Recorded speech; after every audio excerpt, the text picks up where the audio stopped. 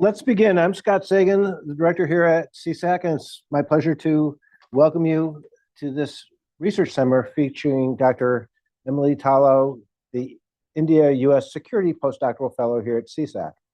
The US-India Security Fellowships are graciously funded by the Motwani Tradesha Family Foundation, and they're designed to help support the next generation of scholars interested in working on issues of US-India relations, security in the Indo-Pacific, and Indian foreign and defense policy.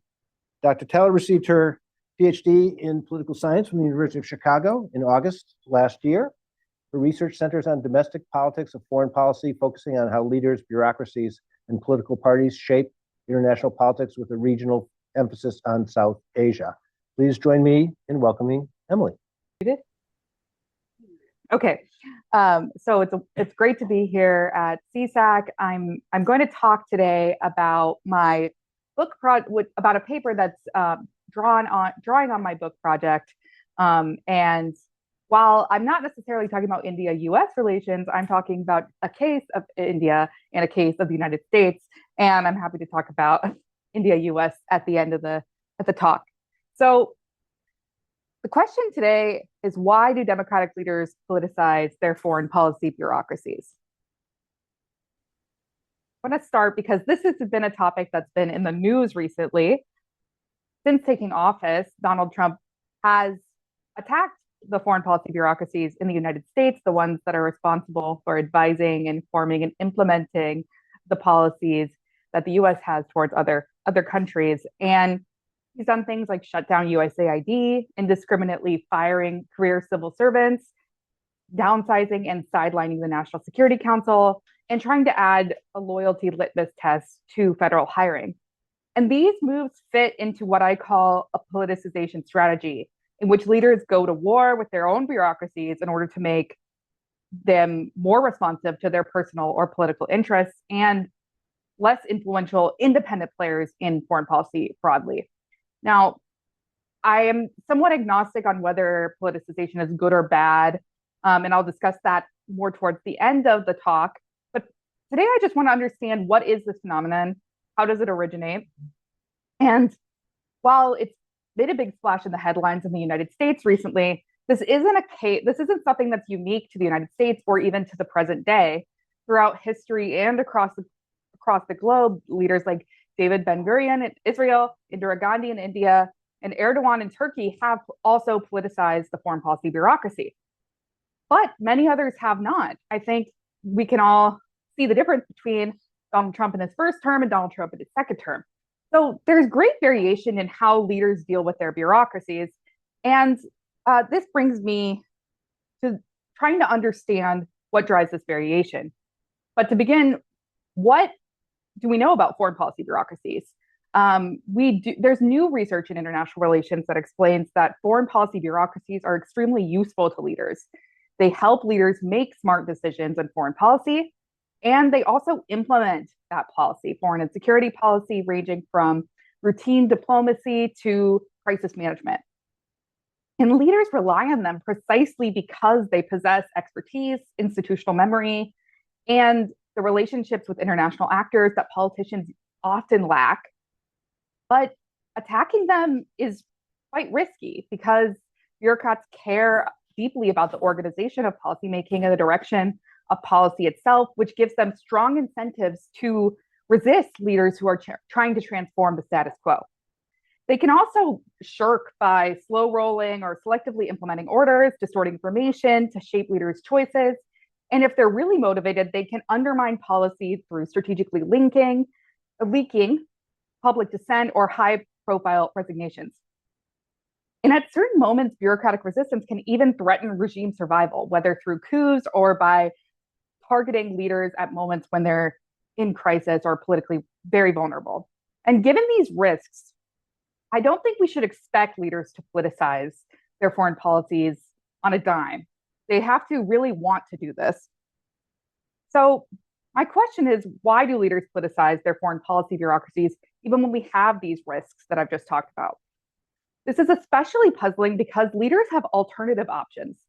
They could bypass the bureaucracy to assert control, that is just go around and exclude them from the process.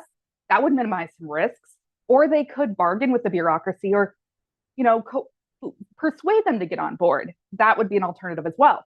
But many leaders that face bureaucratic resistance do not politicize, despite the fact that they have a lot of opposition to the policies that they are facing.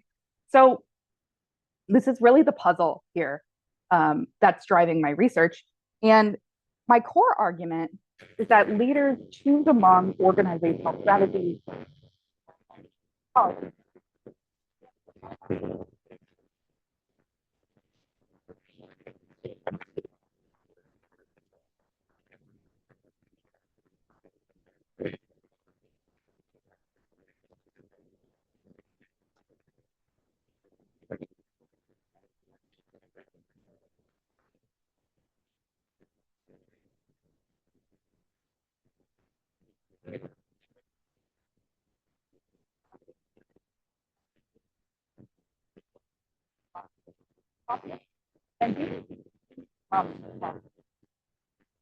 Like particular bureaucracy over how we should pursue relationships with a country, but that's not the same thing as seeing them as hostile political force that's out to get me in my administration. This makes the cost of the bureaucracy a lot more pronounced, and it also makes the benefits that the bureaucracies provide seem less appealing, which I'll explain further in a minute. Second, you need sufficient domestic political strength to enable those far-reaching changes that politicization requires. Attacking the bureaucracy, as I said, has costs, and leaders who are vulnerable aren't going to expend their precious time and risk their political survival even attacking the bureaucracy if they distrust it. So ultimately, distrust shapes motivation and political strength shapes capacity. Why do I think that this is a really important topic, especially in the present day? Now, I should say I originated this project well before the second Trump administration. So this was something that I was already interested in, and I think it's important. The first contribution that I really think this paper has is that it reframes why leaders politicize foreign policy bureaucracies in a way that's not been explained before. Rather than treating these attacks as the byproduct of idiosyncratic personalities or policy disagreements, I show that this comes from a domestic elite identity conflict. And populism and polarization, which are on the rise right now, contribute to the conditions under which this distrust forms. But they aren't in and of themselves a sufficient explanation for why we see this politicization occur. Second, I think this paper also adjusts our understanding of how democracies behave in international relations. International relations literature has emphasized the advantages that democracies have in international politics, and that all ties back to the constraints on their behavior that autocratic or personalist leaders especially just do not have. But my research emphasizes that democratic leaders routinely draw on what we think of as the autocrat's toolkit to strategically reduce those domestic constraints. And especially that will happen when they believe that bureaucracies are untrustworthy or hostile. So this tells us something about how democracies, we should expect them to behave in international politics.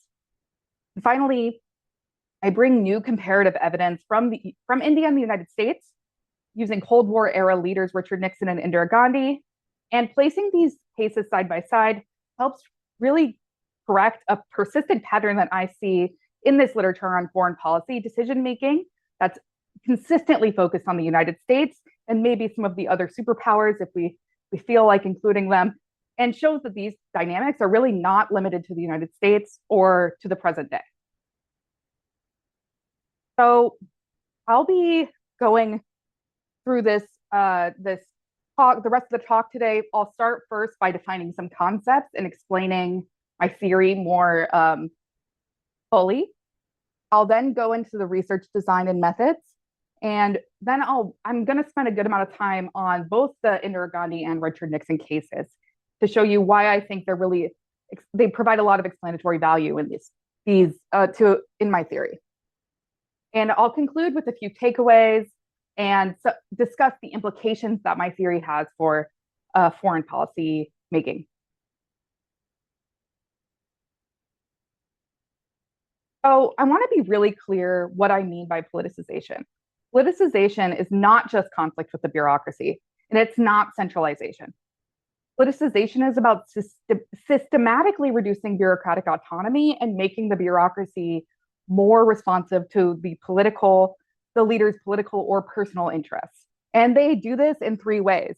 They can appoint loyalists over career officials, which is the most common form of this that you see in the literature in American politics and bureaucratic politics. But they can also sideline or purge perceived opponents within the bureaucracy, and they can reshape bureaucratic rules to reward loyalty and reduce autonomy. I'll explain this more in a bit, but the whole point is that this is transformational and it's aimed at changing who holds power within the state. And it's not the same thing as bypassing the bureaucracy, because going around the bureaucracy does nothing to the independent power of the bureaucracy. It doesn't reduce their autonomy. It doesn't improve their responsiveness. It leaves it the same while you find alternative workarounds. So that makes it distinct from politicization. And centralization, while that's maybe more institutionalized, building up the executive office, for instance, expanding the number of people who you have at your disposal, and at the same time sidelining the other bureaucracies, this also does nothing to the independent power of the bureaucracy. So I think should be considered as separate from politicization. To define another concept, bureaucratic distrust. So this is one of the conditions that I think needs to be there for politicization to occur. And I'm going to explain here why I think that is. Bureaucracies cultivate a shared culture and organizational mission among their members. Reputations emerge from this and then are reinforced as members are selected for and socialized into the agency's norms. And leaders will assess whether they trust the bureaucracy based on these reputations. So in democracies, often these reputations are politicized through the lens of ongoing ideological, partisan, or social conflicts, and certain identifiable traits such as class, race, religion, or even cultural mores that are common in a particular bureaucracy will come to represent the ideology and the identity of the bureaucracy and its members. So let me explain what I mean. Let's say you have a diplomatic bureaucracy, and that bureaucracy is associated with a certain kind of individual that's cosmopolitan. Maybe they speak French, and they're elitist. So we think of them as sort of an elitist, sipping their espresso in a foreign capital. But what else do we think about that person? They probably believe that international law is good. They probably believe in multilateralism being important. And so this might not sit well with a nativist leader, like just off the top of my head, Donald Trump. But I mean, many other leaders do also have that same pattern of anti-elitism. So when leaders see bureaucrats as part of a rival outgroup, they develop extreme distrust. And that distrust then translates into a hypervigilance and a tendency to overestimate the subversion that you see as coming from below, even in the absence of direct evidence of disloyalty. So leaders will interpret any indication of disagreement as evidence of sabotage. So one quote that I've read under a politicized sort of government was that anytime I would raise an issue with the government's policies, a bureaucrat would say, that they'd assume I was leaking it. But why would I tell them what I thought about their policies and try to help them improve them if I was actually leaking? It doesn't really stack up, but that's sort of the logic of what a leader who has this intense distrust will see from the bureaucracy. So this does a couple things. It makes relying on the bureaucracy in foreign policy making seem really costly. Why would I want to draw you in if I think you're out to get me? And it makes the benefits that the bureaucracy provides seem much less appealing. I don't think the position, if I'm a distrustful leader, the position papers of the bureaucracy that I'm distrustful of are not going to be seen as very beneficial to me. So when the distrust is high, leaders are really motivated to politicize because of these two things. Second condition, domestic political strength.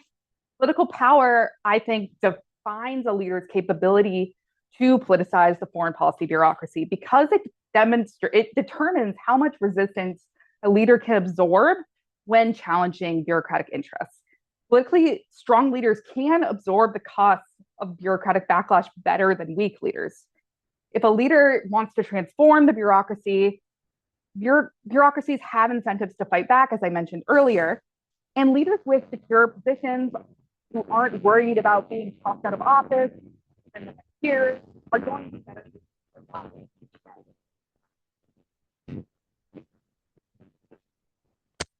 Expands the set of organizational tools that are available to leaders. Dominant leaders can rewrite rules, they can override norms, and they can restructure institutions rather than relying on informal or temporary workarounds, as I mentioned previously.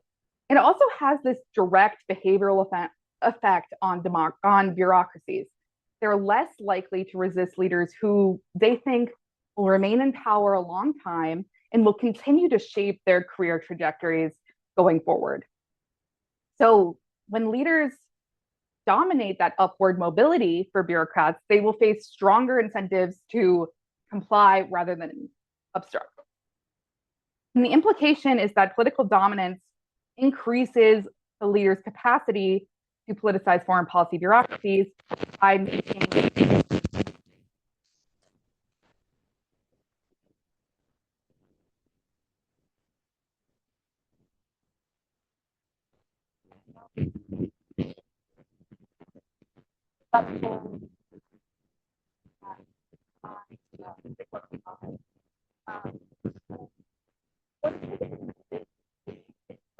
upper right. Central leaders tend to be strongly motivated to politicize, and leaders will also be this is sort of their optimal strategy. But what if you're a political leader who's not dominant and you're vulnerable? What do? Well, in that case, I think leaders will take up a strategy I refer to as strategic insulation. It will sort of protect themselves from the bureaucracy by centralizing power and going around them. And insulating is easier for leaders to do because it doesn't really transform the bureaucracy, as I mentioned. It just evades it. And I'm happy to talk about the strategies for the trustful leaders in Q&A, but I want to really focus on the right-hand side for this presentation. So you can see here, these are all of the leaders so far that I've done research on in my dissertation, and then I will focus on my book project. And I'm happy to answer questions about any of them in the Q&A. I've done in-depth case studies on all of these leaders, and I plan to add more in the book project. But for the purposes of this paper, I really want to focus on Indira Gandhi and Richard Nixon. Now, I think that these two leaders are important because they represent most likely cases for politicization. They've been characterized by historians as extremely distrustful of the bureaucracy, which is, I think, the primary condition under which we would expect politicization to occur. So if we don't observe politicization, or we observe politicization only under certain circumstances, that should tell us something about when it occurs. So as I mentioned, these two cases, in Indira Gandhi, I have a case of within case variation where bureaucratic trust, like Nixon, remains constant throughout her entire tenure, but political strength grows over time. Her political strength grows over time, and it grows dramatically, as I'll explain. In contrast, Richard Nixon, I say, remained pretty vulnerable for the most of his tenure. And that should be compelling. That should be interesting for us because we would expect to see different outcomes in these two cases. And we would also expect Indira Gandhi to move from a strategy of insulation to a strategy of politicization after she becomes politically dominant. For the data that I use for the study, I draw on archival records that I gathered through months of field work at the Prime Minister's Memorial Library in New Delhi. That's primarily the sources that I use for the India case. I also use oral histories, memoirs, historical newspapers, historiographies. And in the case of Nixon, it's a really interesting, I had the really interesting opportunity to read the Nixon tapes and to go through and really rely on the president's real words, in which he said a lot of things about the bureaucracy that was not exactly positive.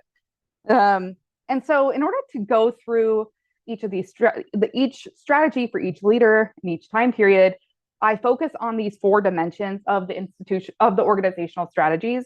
So decision-making, delegation, personnel changes, and institutional changes. So I'll start by talking about Indira Gandhi. And I think it's not as well known in the international relations community that there was a divide between the socialist new guard and the conservative old guard of diplomats in the Indian Foreign Service since India's independence. Many of the old guard were actually diplomats that served during the colonial period. And so therefore, there was a perception that they were tied to the West in some way. And there were more left-leaning pro-socialist diplomats that Nehru, who was the first prime minister of India, and Indira Gandhi's father selected to join the Indian Foreign Service. But simply by virtue of the fact that those older diplomats were more senior and they had more experience, they were the dominant figures in this period. And Indira Gandhi was more socialist leaning. She had a very positive view of the Soviet Union that can be traced to prior to her administration, her first tenure in 1966. There was also a lot of these pro-West IFS officers were very closely associated with the former Prime Minister Shastri, who passed away very suddenly in 1965. And Indira Gandhi felt that Shastri had betrayed Nehru's legacy and brought India far too close to the West. And so these two factors really hardened her perceptions against the foreign policy bureaucracy. And early in her tenure, she also had some really negative experiences with the bureaucrats that she inherited from the Shastri era that hardened her views even more. So that's the distrust component here. On political strength, 1966 to 1969, she's often categorized as being in office but not in power. And that might seem puzzling to people who know about only like the US system of government. But in India, she was basically selected to be the prime minister because there was nobody else that the elders in the party could agree upon to be prime minister after Shastri passed away. And so she was basically a figurehead, and they felt that they could control her. They actually called her the Gungi Gudiya, meaning dumb doll. And so basically she was meant to be a puppet. Things didn't pan out that way, and that those elders that selected her as the figurehead were eventually cast out of the party. She consolidated power over the party, and she became the dominant leader, not only of that party, but the entire country, and one of the most popular leaders in the world. And I'll explain a little bit about that shift, but it really does happen dramatically around the end of 1969 to early 1970. That provides a good case of a really hard transition from weakness to strength. So in the first time period, the archival record during this period is a little bit more scattered. And that also is part of the fact that her foreign policy agenda was really rather limited because India was beset with crises, including a famine. And there was a lot of politicking going on at that time period as she was consolidating her power. So decision-making and delegation during this period are a little bit difficult to discern from the archival record, but the institutional and personnel changes that she made were quite pronounced, and they're more reminiscent of insulation rather than politicization. So she expanded the Prime Minister's Secretariat, putting more and more people in the office, and filling most of those, making sure that most of those people were loyalists to her. She also created the intelligence agency of the RANW and placed that agency under direct prime ministerial control without the oversight of any ministry, which differed from the pre-existing intelligence agency, which is the Intelligence Bureau, which was being supervised by the Home Ministry. And she co-located that office within the Prime Minister's Secretariat. So it basically functioned as an extension of her executive office. And her personnel choices also are really, really clearly demonstrative of insulation. She had a small circle of trusted advisors within the Prime Minister's Secretariat. And many of those people were not bureaucrats, but were people who had personal ties to her and her family. R.N. Cow, who was the chief of the RANW, had formerly been the personal security officer to her father. And so her trust in this period was really based on personal ties, but very concentrated within this very small executive office and not at all transformative of the bureaucracy. Contrast this with the next period. After the party split and she consolidated control, there was also an electoral landslide in 1971 in which she won big and became hailed as the, India is Indira, Indira is India was one of the slogans at that time. And she also, after defeating Pakistan in the 1971 war, that was a big boon to her popularity as well. So really the 70-71 period is when her popularity shoots up and her power shoots up. And then after that, the decision-making was really concentrated within a kitchen cabinet of both Prime Minister Secretariat officials. You can sort of think of the Prime Minister's Secretariat as the White House in this case, if you're familiar with the United States, or even like the NSC. And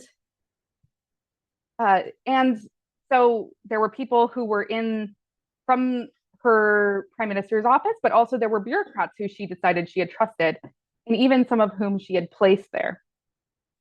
In terms of delegation, she sent those loyalists out in the world to secure the backing of the Soviet Union during the impending 71 war with Pakistan, and also to manage India's intervention in the 1971 war, where they provided aid to the rebels inside what was then East Pakistan.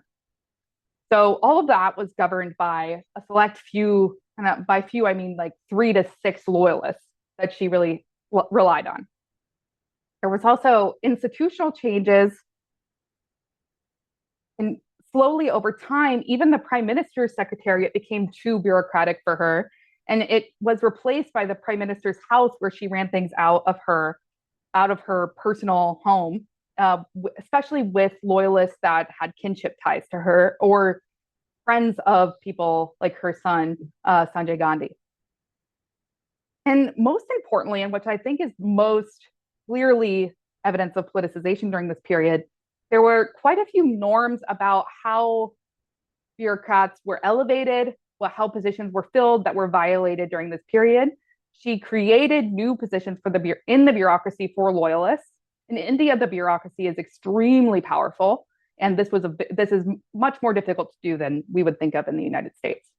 So that was a clear change. And then there was this revision in 1971 to the rules surrounding promotion of foreign service officers, in which the integrity, devotion to duty, and a clear commitment to the government's policies became the most important criteria for promotion and upward trajectory. So in post 1970, she really dominated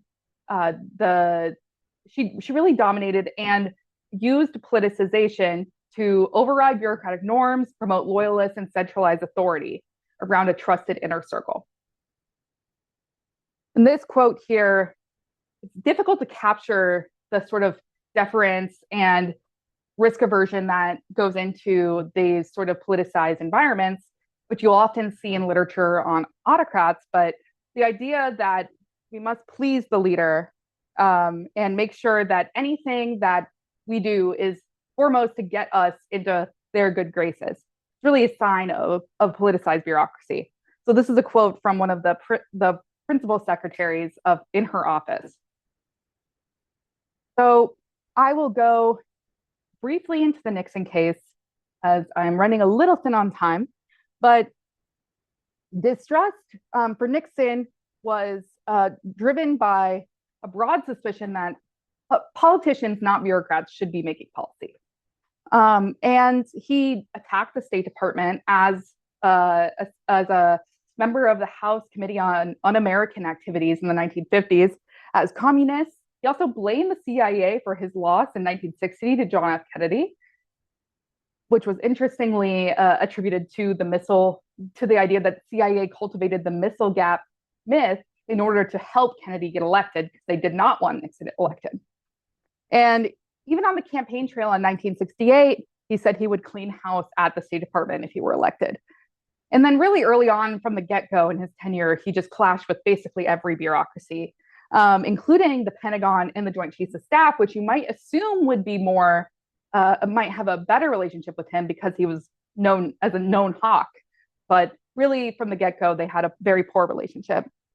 And some of you might be thinking, well, Nixon wasn't weak, but actually in 1968, he won only with 43% of the popular vote, which was the lowest amount of votes, lowest share of the popular vote that any sitting US president had since Woodrow Wilson.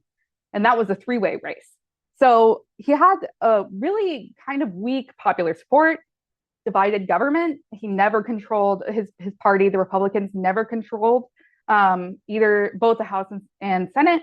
And his leadership of the Republican Party was deeply contested during the primary and even in the run-up to the second term. And he did get a big bump in popularity, which I think does speak to some of the idea that he was actually a strong leader in 1971 and 1972 after the opening to China and some of the developments in the Vietnam War.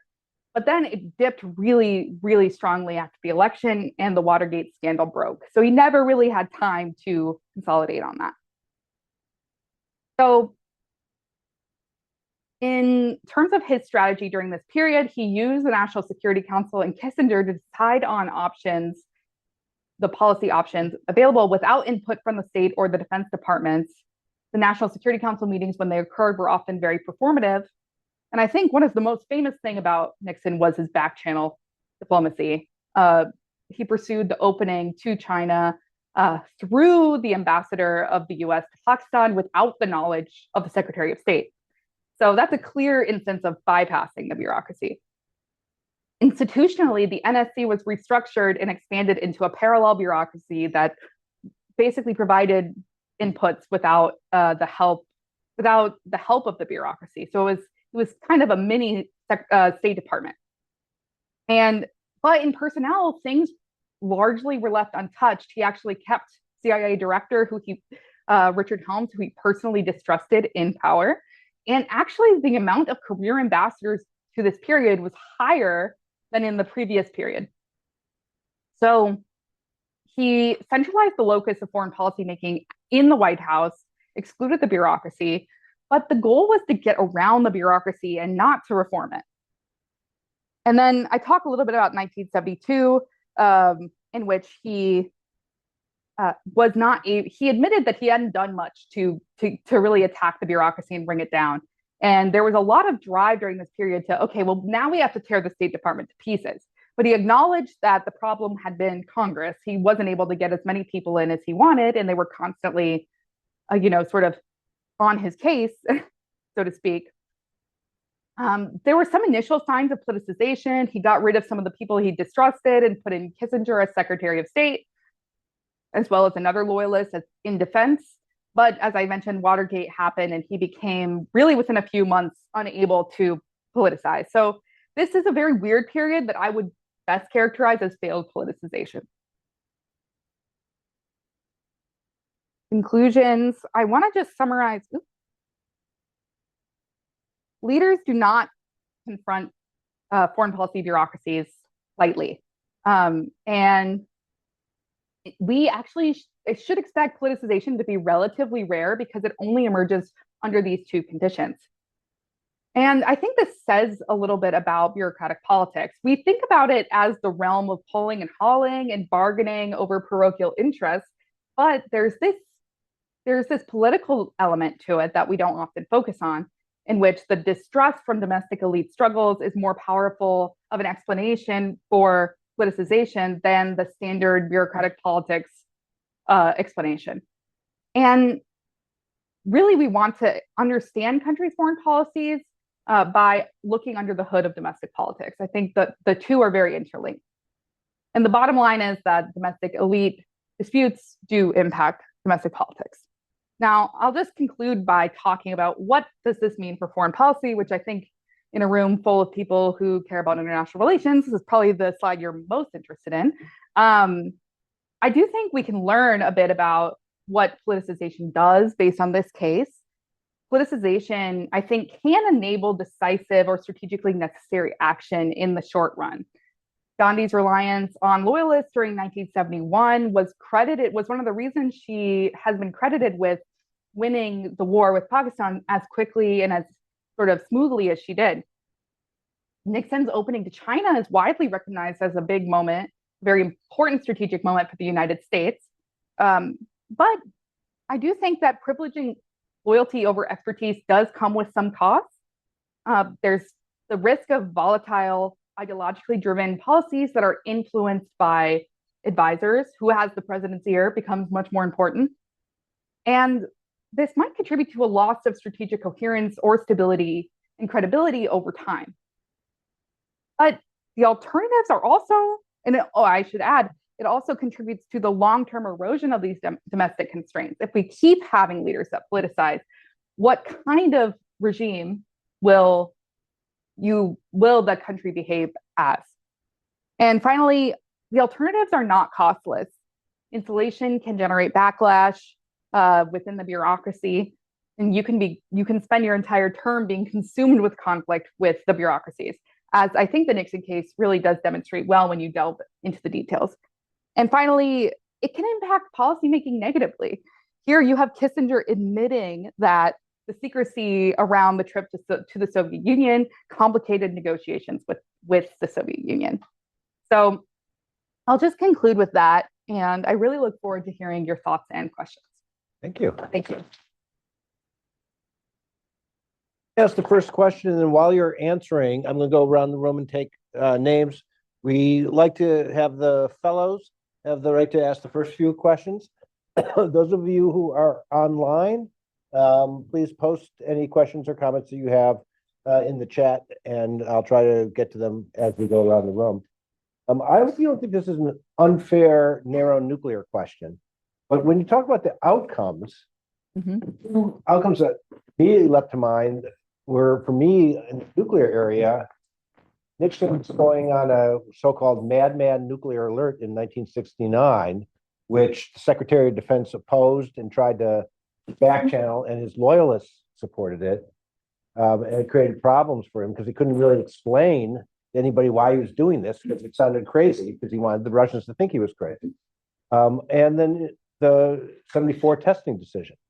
Did distrust of the bureaucracy and the placement of loyalists in this influence those important decisions?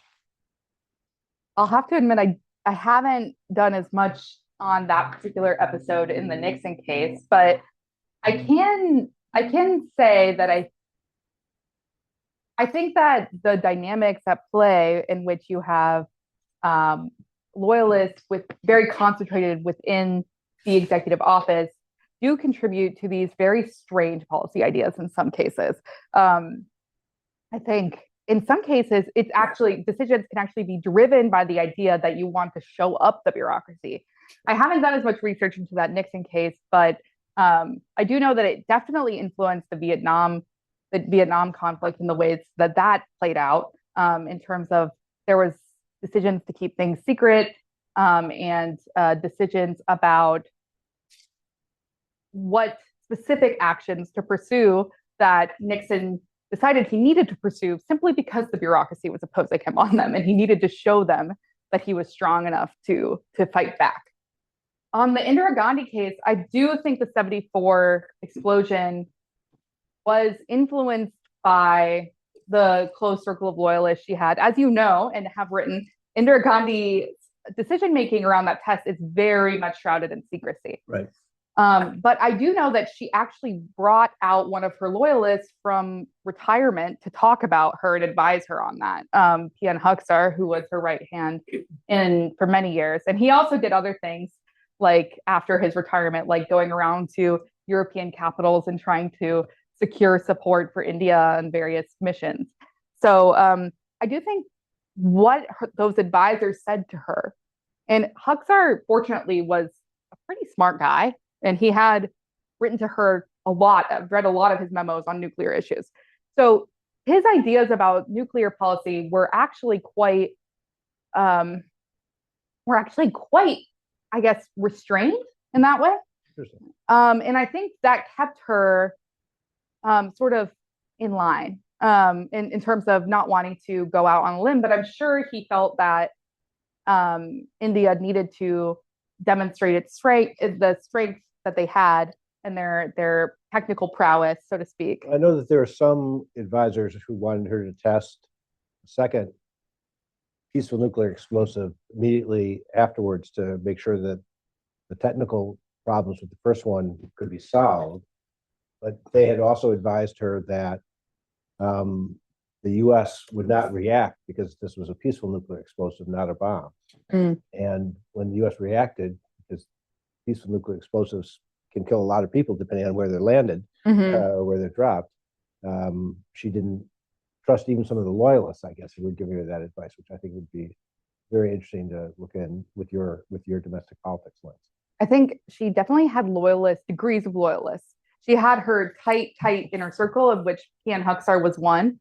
I think a lot of people credit her successful foreign policy in many cases with his advice and her ability to follow his guidance.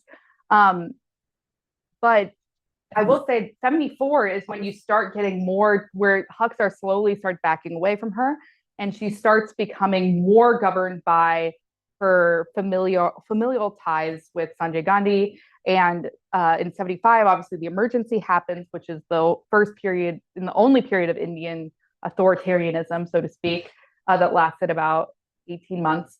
So I think people recognize that as time went on and more of her loyalists, the smart loyalists, kind of abandoned her, some decisions started being made that were not greatly aligned with her. And I didn't talk about the 80 to 84 period in which she came back to power, but part of that is because there's not very much archival record during that period because it was so personalized and centralized. So, interesting. Yeah. Shreya, I have you next. If everyone could introduce themselves and say who they are and what they do. Lad, research assistant to Scott Sagan. Thank you, Emily. So my question is about trying to stretch the domestic politics lens and whether your framework. So in these two cases, what I noticed was there's also Cold War geopolitics in the background influencing these leaders in particular, because Nixon is to a great degree paranoid about communism and also this pressure of the Soviet Union weighing on decision making in the United States, and then at the same time on the other side, Indira Gandhi is also worried about loyalists or the bureaucracy having pro-Western tendencies. So my question is there a systemic influence of the international system of Cold War geopolitics that drives politicization? And is politicization also a function of the systemic influence besides the political strength and the other variable that you were talking about?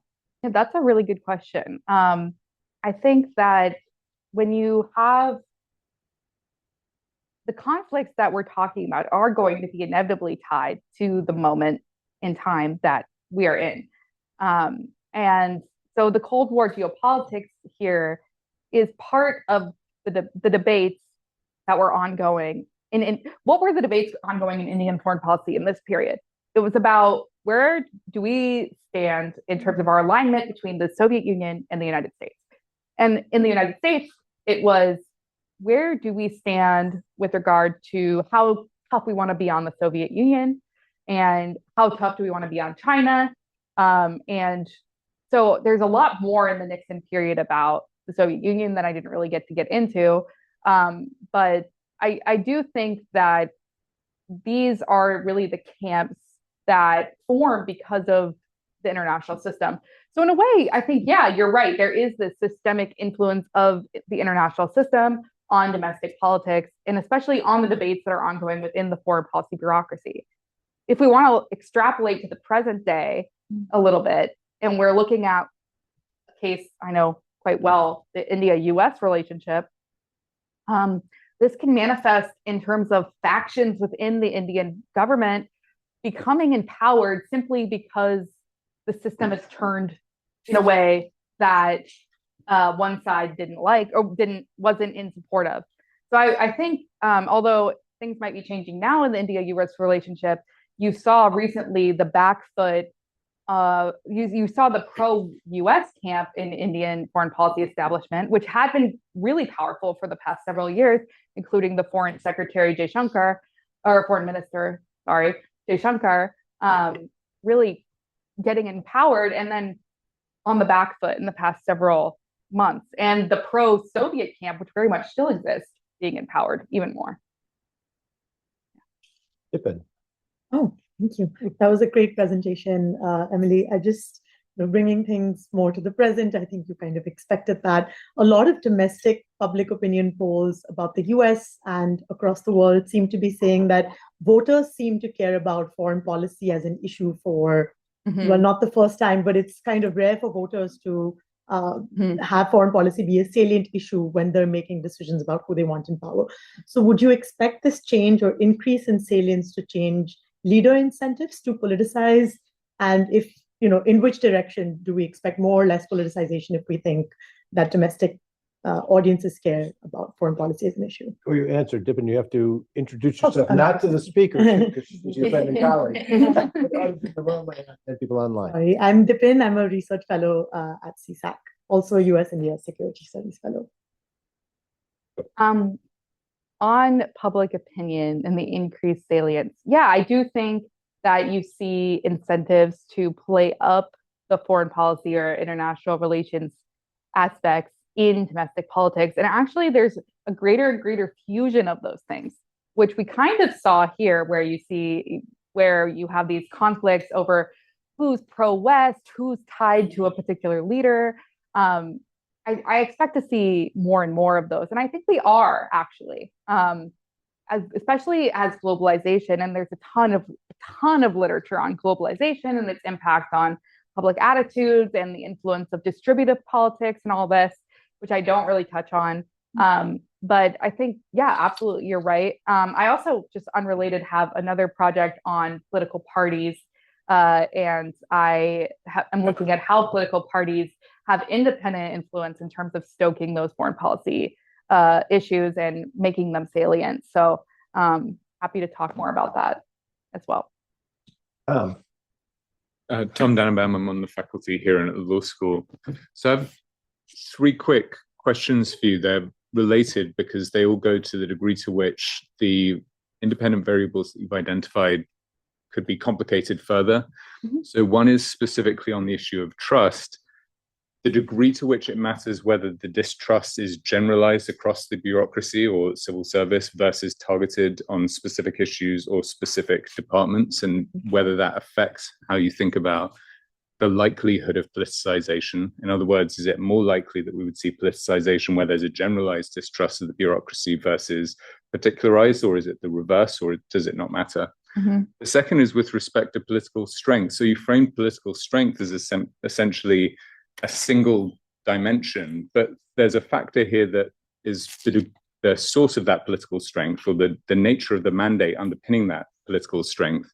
So if one is elected as a norm breaker, or the source of one's political strength within a particular constituency is that one is willing to break norms, then it's not so much about one's absolute level of political strength, it's about the fact that that political strength is consistent with norm violating, and so there's not much political cost associated with blowback from that norm violating, whereas somebody else who has, in principle, greater political strength, where that political strength is instead rooted in being norm adherent, is going to be much less able to mobilize that political strength in the service of politicization. So that seems to be at least a relevant fact. I mean, Trump is the obvious example here, where his popularity might not be as high as, say, Obama's, but his ability to politicize might be greater because his strength, such as it is rooted in the fact that he's a norm violator, whereas for Obama it might be harder because it would be contrary to the nature of his political strength.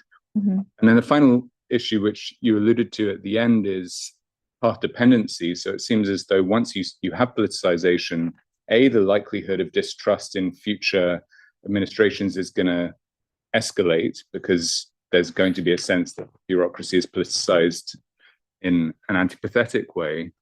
And the political costs associated with politicization might reduce because the norm against doing so has been diluted. And so that seems like an additional factor here, where the path dependency and the degree to which the norm has been undermined by prior administrations would have an impact. I'll start with the distrust question. So, first of all, thank you. These are really smart comments I have to think more about. But distrust being generalized or specific, I think in general, I did encounter this idea that, oh, well, leaders are going to specifically distrust some bureaucracies and they're not going to distrust others. And I've not really come across a case where that is true. I found that this has sort of a pattern throughout. Maybe they distrust the CIA more than the State Department, more than the Defense Department. But in general, I think when there's this anti-establishment view, whatever that means to them, that kind of drives their behavior. But I mean, in the cases where I think there might be very specific distrust of a particular agency, I do think maybe that would just lend itself to politicizing a particular agency. But as I said, that's not really the pattern that I see in my research. In terms of political strength, now that's a really good question. I have to think a lot more about. I think it kind of goes along with the American politics research on mandates. That, like, what is your mandate for being elected? And I haven't found a good way to sort of consolidate that and make it portable across different political regimes. So that's something I'll have to think more about. But I certainly think it could be the case that political leaders who really don't care what a subset of the population thinks would not be motivated to sort of would be potentially stronger. In terms of path dependency, I just have to say yes. I do think path dependency is a big factor here, but I think, you sort of reevaluate each leader on the basis of what came before and what trend does that lead to. In the case of Nixon, there was actually a big backlash after, in which the secrecy and the covert nature in which the centralized nature in which he made decisions had actually gotten very politicized, and Jimmy Carter came into power, and allegedly he wanted to sort of move the needle more towards sort of a collegial approach.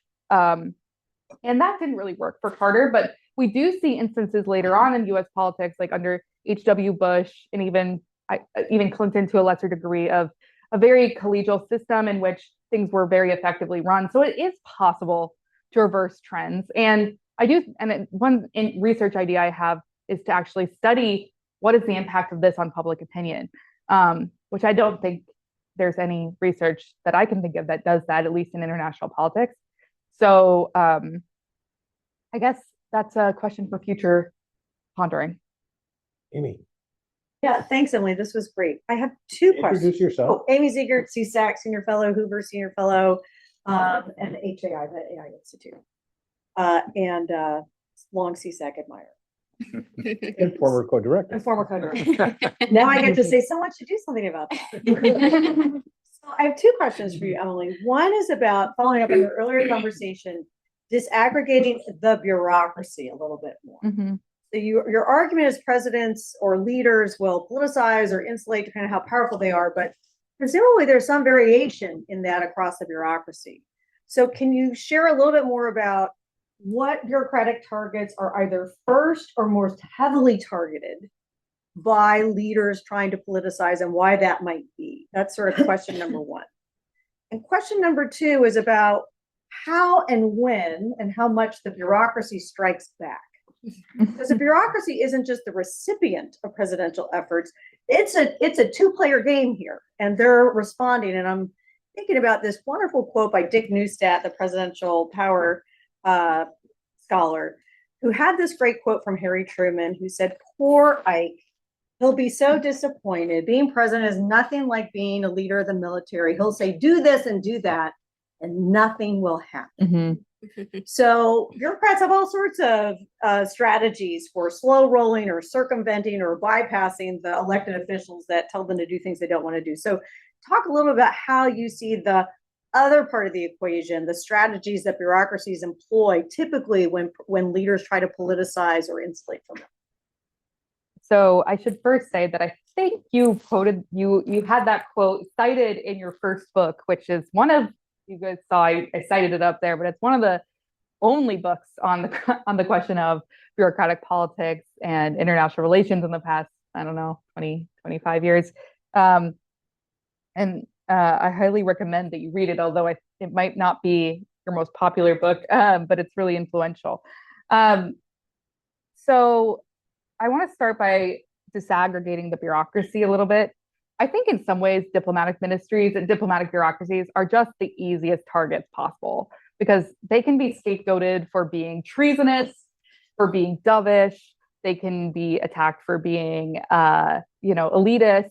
There's all kinds of things that you could attack them for. And so I think that's the easiest to target. And it's almost universally targeted when I see politicization.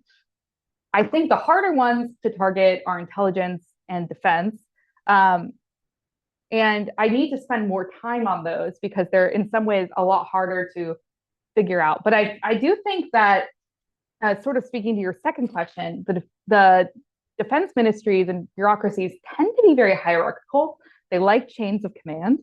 And so, for instance, when Nixon tried to ask the chairman of the Joint Chiefs of Staff to will you just tell me what's going on behind the scenes and what the defense secretary is doing? And I'll appreciate that, but keep it under wraps.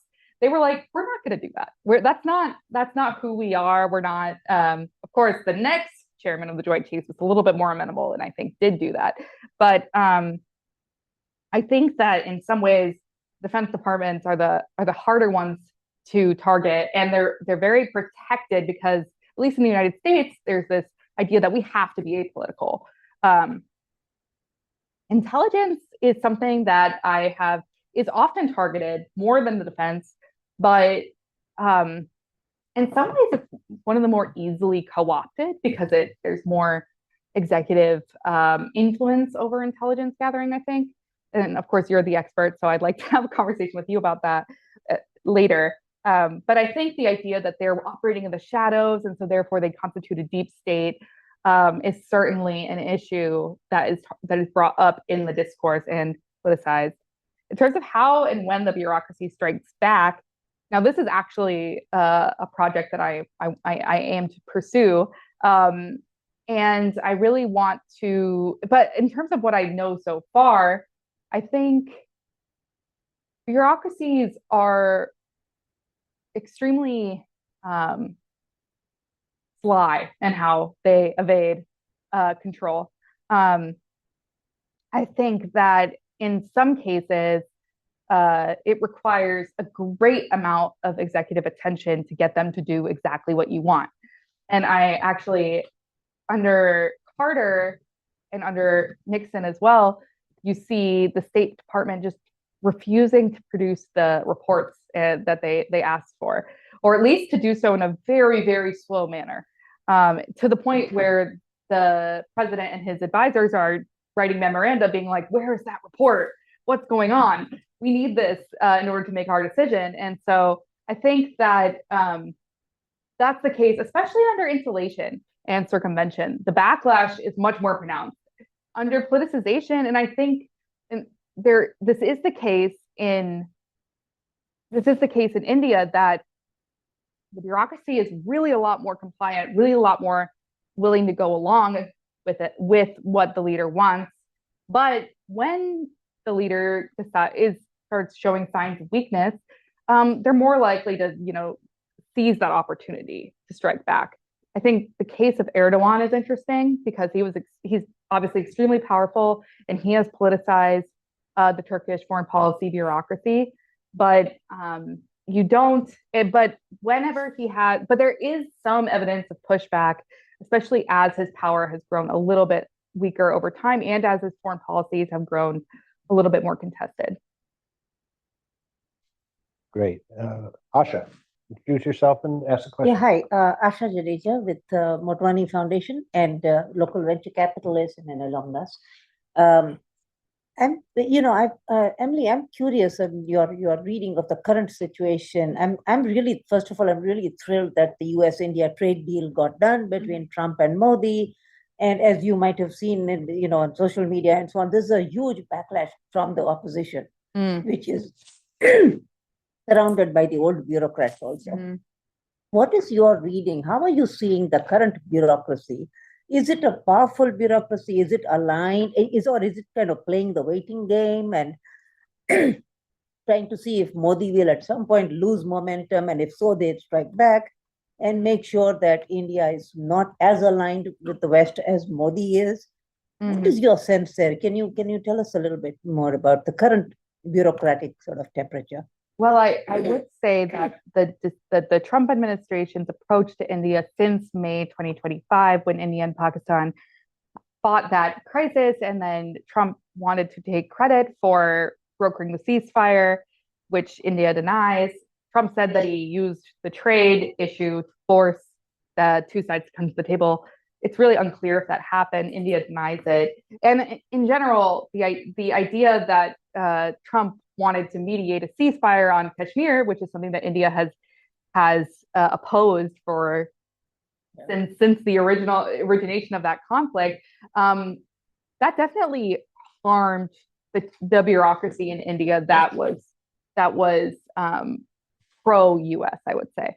And you saw certain people who have a reputation for supporting Russia to be more and more active and more vocal about the issues with pursuing really close alignment with the United States. And we hadn't really seen that since the mid-2000s during the India-US nuclear deal negotiations, which I studied in another chapter in my dissertation. So I think when you have this distrust, when you have trust that's cultivated between two countries, and especially countries with as diverse of foreign policy establishment beliefs as the United States and India, slowly over time, the bureaucracies that are making that headway become the people that are credited with, I guess, they become associated with that ideology. And when that headway stops being made, then you start to see new people getting the spotlight. And I think you did see that, especially because India was not that, as you probably know, not that happy with the outcome of the crisis. And they wanted to do another round of strikes. And then not only did they have to sort of de-escalate when they didn't want to, but then they had to sort of, pat Trump's back and say, oh yeah, everything's great. We actually, we thank the US. And on the other hand, the following month, I was just listening to a podcast with Lisa Curtis today about this. Following month, the US brought the chief of army staff of Pakistan into the White House, literally the next month. So that was, I think, really a dangerous and really unfortunate maneuvering by the US.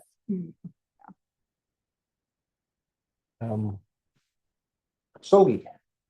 Hi, Sylvia Park, research scholar here at CSAC. I had one question and two backup questions, and they've all been asked and answered. So I'll just make a comment. In this project, you talked about politicizations and when that happens. Maybe in the next chapter, you can talk about the conditions under which depoliticization can happen, especially as bureaucracies push back or adapt. Sorry. That's it. That's my second book. You just decided it. No, I don't. That's a good idea. I'd like to pursue it more. Yeah, thank you. You don't have to give another talk on your next book yet. Sure. Good go guy. Great, thanks. Thanks, Emily, for the interesting talk. And you've told us a lot about leaders, and I like the 2x2 where you have all the different leaders in there. And I always love a good talk on leaders, so I appreciated that. But I find myself asking, are you treating the bureaucracy as a constant across your cases? Because it seems like bureaucracies can vary along several dimensions, at least two that I can think of. One, which we know a lot about, one, which I know nothing about. So I'm not knowing a lot about. We know a lot about how in different countries, leaders have the opportunity to go. I mean, in the US case, you can go, deeper than you can in a lot of other places in terms of Turnover issue. appointing, political appointees. Yeah. Now they got to get them confirmed, Mhm. but except, I mean, the NSC, you just put whoever you want in. I mean, other countries, that's less, leaders are less able to do that. So it seems like that's an important dimension on which bureaucracies vary. And the one that I don't know anything about, but seems like could be important is the degree of professionalization in the bureaucracy. I was always struck when I was in the government that I was just amazed at the civil servants and foreign service officers that I met and their ability and their understanding that they were to carry out the policies. I mean, Amy, of course, is correct on, the different ways that they can stymie policy, but I was always amazed when they carried it out, even if they didn't agree with it. And does that vary across the countries that you look at? It seems like variation within the nature of bureaucracies across the cases could affect the story you're telling. Yeah, I actually, this was when I was first conceptualizing this project, like mid PhD, I was like, it has to be a 3-variable theory. I need to have a whole section on bureaucracies. And then I realized I would be doing my PhD for upwards of 10 years, and I decided to simplify it a little bit. But I think the lateral entry question, which revolving door question, is a good one, and one I've thought a lot about. And I think that the revolving door problem is actually makes the revolving door question makes countries who have it more susceptible to politicization, because there's so many alternatives that bureaucrats can have rather than being in a bureaucracy of a leader they despise, and then they can always come back later. But it also, as you mentioned, it makes it a lot easier to get loyalists in. But at the same time, countries that don't, in which exit is not as easily accessible, you have more compliance. Like in India, there's not really the practice of lateral entry. And I think and I've had bureaucrats in India tell me this, that when we have a strong leader, we fall in line. So in some ways, you get politicization either way. On the professionalization question, this is something that I really want to delve into. I do think that professionalization means different things to different countries and to different people. So I would really want to dissect, what do we mean by professionalization? If it means, that we are very process oriented and we respect meritocracy and we respect the sort of status quo, then I do think it